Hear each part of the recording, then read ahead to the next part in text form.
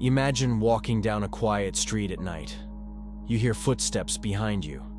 You don't think much of it. People walk on streets all the time. But suddenly, those footsteps get closer. Before you can turn around, before you can react, everything goes dark. One shot. That's all it takes. The person who just ended your life walks away calmly, as if nothing happened. Now imagine this happening 7 times in just 2 months.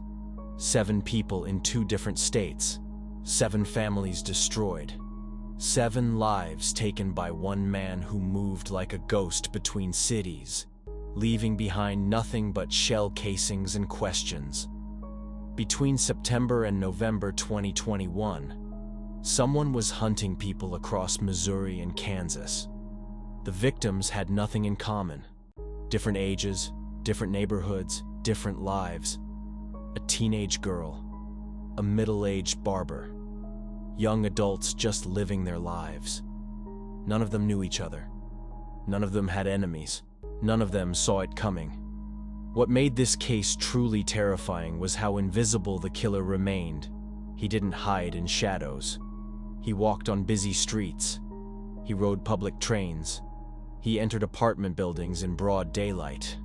Surveillance cameras caught him multiple times, yet nobody noticed him until it was too late. The breakthrough came from the smallest detail. In grainy security footage from multiple crime scenes, investigators spotted something that would crack the case wide open. A young man appeared near several murders. He looked ordinary, forgettable, like thousands of other people you might pass without a second glance. Except for one thing. Between his eyebrows sat a small crescent moon tattoo, subtle but permanent.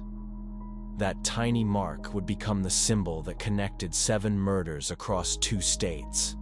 That mark would lead investigators on a chase from St. Louis to Kansas City. That mark belonged to a 25-year-old man named Perez Reed. What you're about to hear isn't just a story about random violence. This is about how a broken system created a killer, about how mental illness ignored becomes murder, about how someone can commit execution-style killings in plain sight while police departments struggle to connect the dots. The most chilling part? Authorities only caught him because of one small mistake.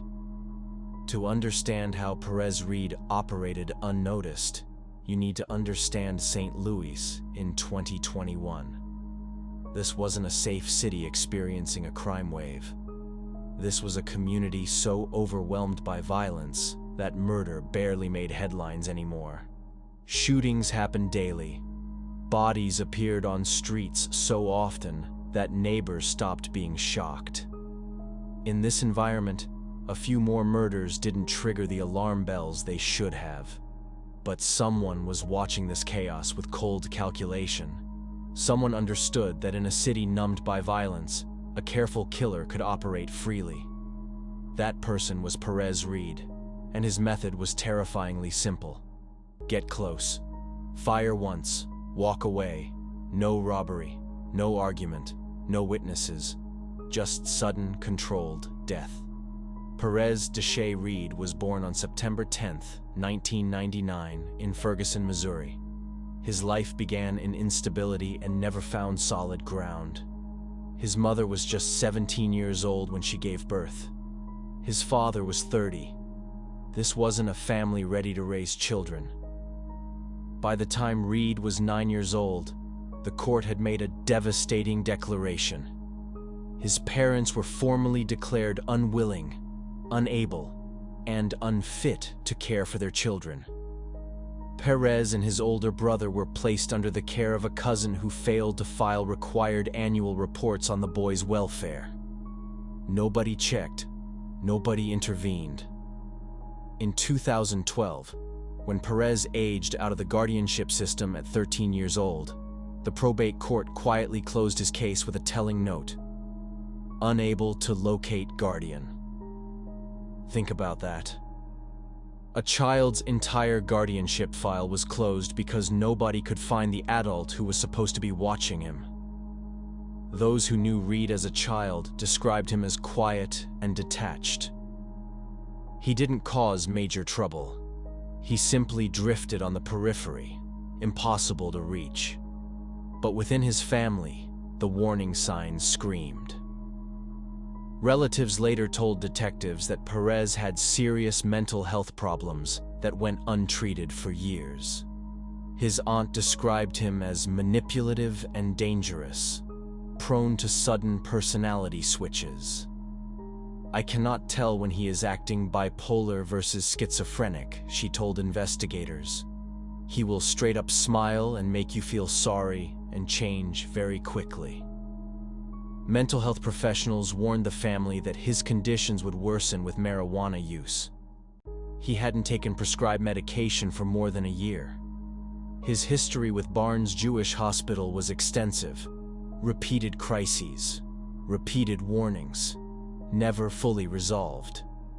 In one documented episode, he obtained a handgun and threatened to kill his father and other relatives.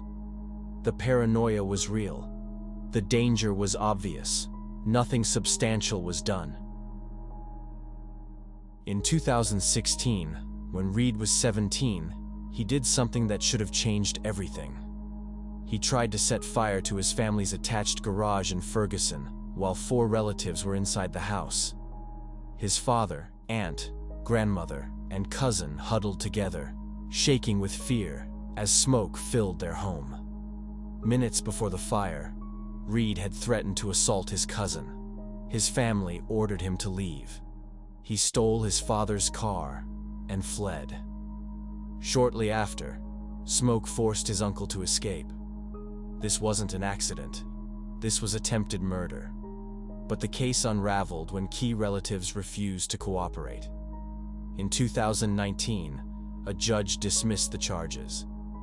Perez Reed walked away free, his most violent act erased from the record.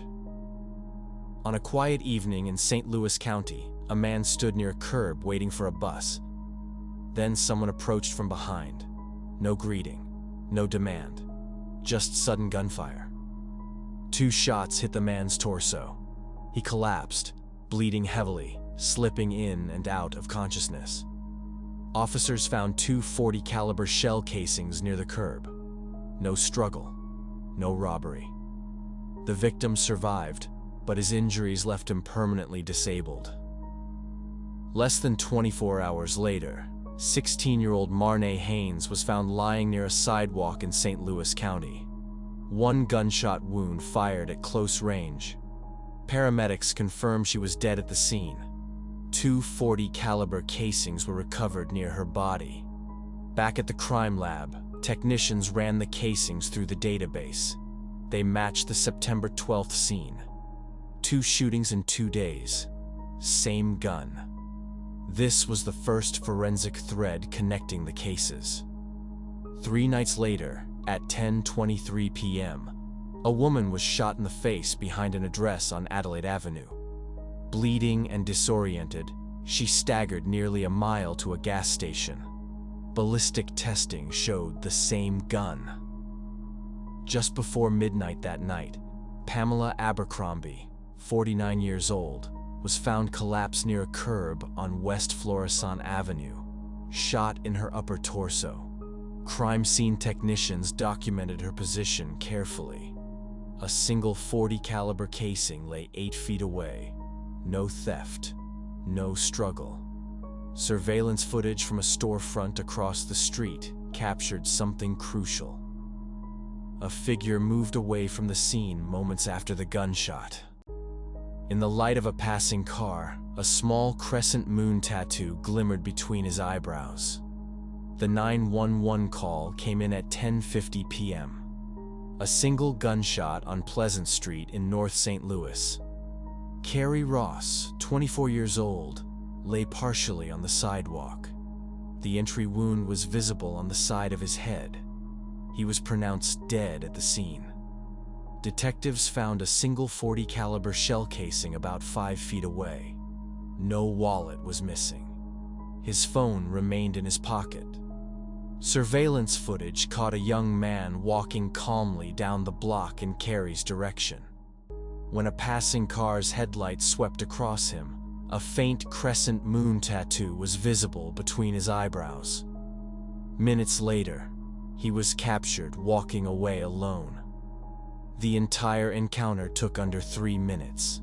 The casing matched every previous shooting. The call came from a neighbor who noticed a growing odor from a ground floor unit. Officers arrived for a wellness check. The door to Lester Robinson's apartment was unlocked. Inside, they found Lester, 40 years old, lying face up with a single gunshot wound to the head. He'd been dead for several days. No overturned furniture. No forced entry. His wallet sat on the counter. His barbering kit was neatly arranged. Lester was known for giving free haircuts to people who couldn't afford them. A single .40 caliber shell casing was found just inside the doorway. The killer had stepped inside, fired once, and left. The casing matched all previous shootings. This was victim number 5. Lester's father told reporters, "A piece of me is missing." The man with the crescent moon tattoo had moved beyond St. Louis.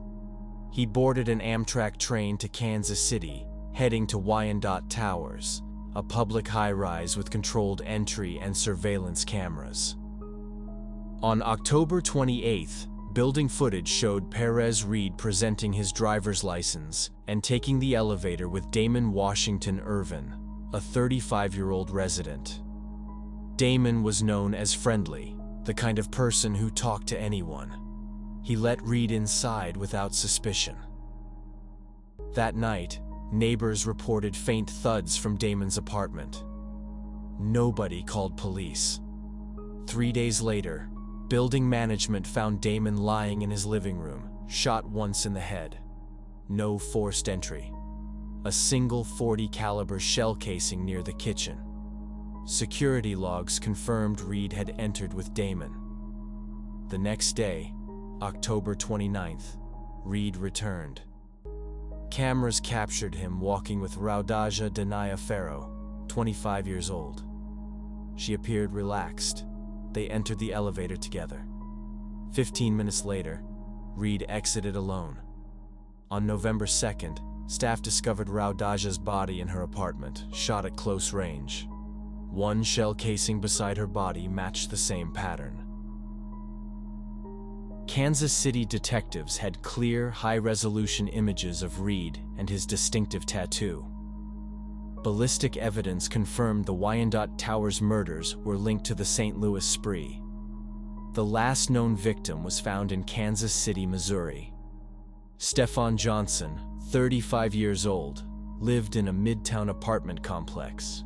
Family grew concerned when they hadn't heard from him. On November 8th, officers found Stefan inside a closet, shot once in the back of the head. His body had been dragged after the shooting. No forced entry. Valuables untouched. Near the sofa, investigators recovered a discarded cigarillo package. Forensic testing detected DNA that matched Perez Reed. When Reed was arrested, officers found a key that fit Stefan's deadbolt exactly. A single .40 caliber shell casing matched the same firearm. 7 victims, 1 gun, 1 killer. Investigators have been building their case. Ballistic evidence linked the murders. Surveillance footage showed the distinctive tattoo. Cell phone records placed Reed at crime scenes. DNA tied him to Stefan Johnson's apartment. On November 5, 2021, FBI agents tracked Reed boarding a train from Kansas City back to St. Louis. When the train stopped in Independence, Missouri, Reed got off and boarded a bus. That's when they moved in. The arrest was quiet. Reed didn't resist. In his possession, officers found a loaded .40 caliber semi-automatic pistol. Forensic examination matched it to every shell casing from every murder scene. They also found Stefan Johnson's apartment key and debit card. When questioned, Reed denied hurting anyone, but the evidence surrounded him. When investigators mapped out the murders, a disturbing picture emerged. 7 victims across 2 states in less than 2 months. None knew each other. None had any connection to Reed. These were truly random acts. To our knowledge, there is no connection between these victims, St. Louis County Lieutenant Craig Longworth told reporters. These just seem to be random acts. That randomness made the crimes even more terrifying. Reed moved between cities using Amtrak trains. He selected victims who were alone. He approached quickly, fired once at close range, and walked away. The entire attack lasted seconds. While the public only saw news reports of scattered murders, detectives were working around the clock to connect the dots. The St. Louis County Police Department, St. Louis Metropolitan Police, Kansas City Police Department, and FBI formed a joint task force. They met daily to share information and compare evidence. The ballistic evidence was crucial. Every shell casing was photographed and analyzed under microscopes. Forensic examiners studied the unique marks left by the gun's firing pin and ejector. These microscopic scratches are like fingerprints. They proved beyond doubt that the same weapon was used in every shooting. But ballistics alone weren't enough. Detectives needed to identify the shooter. They reviewed hundreds of hours of surveillance footage from cameras near each crime scene. Most footage was poor quality, shot at night from too far away. But investigators noticed something. In several videos, a young man appeared walking near the locations shortly before or after the shootings. Cell phone tower data helped fill in the gaps. When detectives obtained Reed's phone records, they showed his device pinging towers near multiple murder scenes at the exact times the crimes occurred. The phone traveled from St. Louis to Kansas City on specific dates that matched the Kansas murders. The digital trail was damning.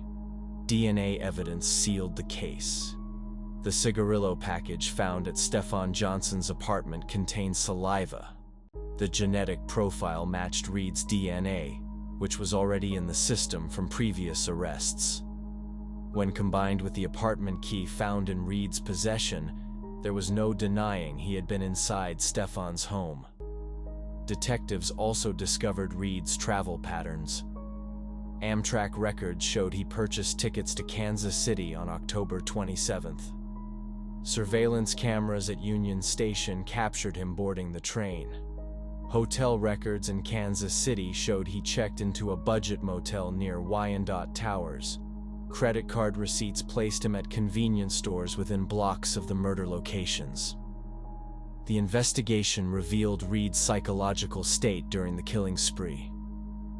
Text messages recovered from his phone showed paranoid ramblings. He wrote about people watching him and government conspiracies. But the messages were coherent enough to show he understood his actions. He avoided cameras when possible. He disposed of evidence. He used fake names at hospitals.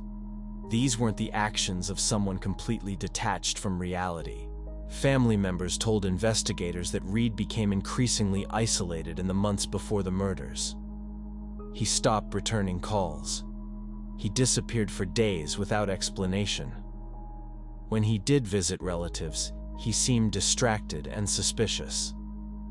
One cousin recalled Reed staring out windows for long periods, convinced someone was following him. But nobody thought he would hurt strangers. Federal prosecutors charged Reed with firearms violations first, keeping him in custody. Within weeks, prosecutors in St. Louis County, St. Louis City, and both Kansas Cities filed murder charges. Multiple counts of first-degree murder, armed criminal action, unlawful possession and use of a firearm. Between 2022 and 2024, Perez Reed entered guilty pleas across multiple jurisdictions. In St. Louis County, he admitted to 2 murders and the non-fatal September 12th shooting, receiving multiple life sentences without parole. In St. Louis City, he pleaded guilty to 3 murders. In Kansas, he pleaded guilty to the murders of Damon Irvin, Raudaja Farrow, and Stefan Johnson. There were no dramatic outbursts. He sat silently, his tattoo visible, while prosecutors recited the forensic links. The decision to accept guilty pleas rather than pursue death penalty was strategic, sparing families years of appeals and ensuring Reed would die behind bars. The victims' families attended court proceedings, hoping to understand why. They never got answers. Reed provided no motive, no explanation, just guilty pleas and silence. Raudaja Farrow's friend asked, "What would give a person in their heart to do something like that to so many individuals that you don't even know?" The randomness made the grief harder. These weren't targeted hits. They were executions of strangers. Marnay Haynes was 16, her life ahead of her. Kerry Ross was 24, building his future. Lester Robinson was 40, known for his kindness. Pamela Abercrombie was 49, with family who loved her. Damon Irvin was 35, friendly to everyone. Raudaja Farrow was 25, trusting the wrong person. Stefan Johnson was 35, found in his own closet. 7 lives stolen, 7 families shattered, countless others traumatized. Perez Reed is now 26 years old, serving multiple consecutive life sentences without possibility of parole. He will never leave prison. He will die behind bars. The crescent moon tattoo that helped catch him now marks him inside as a serial killer. But he breathes. He eats. He exists in a world his 7 victims will never know again. The Perez Reed case raises uncomfortable questions about systemic failure. How did a teenager who tried to burn down a house with family inside walk free? How did documented mental illness and threats with firearms not trigger intervention? Court records declared his parents unfit when he was 9. A guardian who failed to file reports wasn't held accountable. Mental health crises were documented but never resolved. St. Louis in 2021 was so overwhelmed by violence that a serial killer operated for 2 months before anyone connected the cases. Different jurisdictions didn't communicate effectively. Ballistic evidence took time to process. Surveillance footage sat unwatched. By the time the pattern became clear, 6 people were already dead. Every system that should have caught Perez Reed before he killed failed. Child Protective Services failed. Mental health services failed. The criminal justice system failed. And 7 innocent people paid with their lives for those failures. Remember these names: Marnay Haynes, Pamela Abercrombie, Kerry Ross, Lester Robinson, Damon Irvin, Raudaja Farrow, and Stefan Johnson. Share this story to spread awareness about untreated mental illness and system failures that create killers. Subscribe to stay informed about cases that reveal how easily evil can walk among us unnoticed.